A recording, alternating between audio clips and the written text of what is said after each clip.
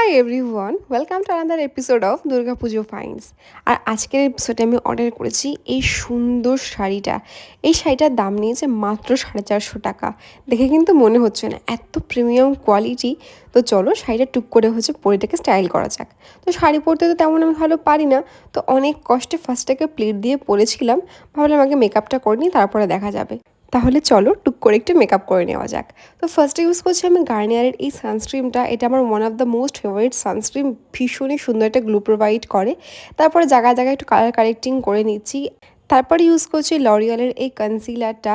বেসটা খুবই হালকা রাখবো আর মেকআপটা একটু নিউডের মধ্যে রাখতে চাচ্ছি। তোমাদের যদি কোনো প্রোডাক্টের লিঙ্ক দরকার হয় তোমরা আমাকে কমেন্ট করে একবার জানিও, আমি প্রত্যেকটা লিঙ্ক কমিউনিটি পোস্টে দিয়ে দেবো। আর হ্যাঁ, শাড়ির লিঙ্কও তোমরা কমিউনিটি পোস্টেই পাবে। আর কথা বলতে বলতে তো আমার আই মেকআপ অলমোস্ট কমপ্লিট। ভীষণই সিম্পল একটা নিউড আই মেকআপ করেছি।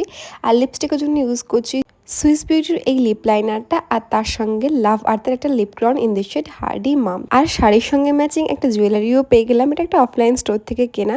তারপর কপালে পরলাম ছোট্ট একটা লাল টিপ, আর এটা হচ্ছে আমার ফাইনাল লুক। আঁচলটা পর একপাশ করে ছেড়ে দিয়েছিলাম, কেমন লাগছে অবশ্যই কমেন্ট করে জানাবে।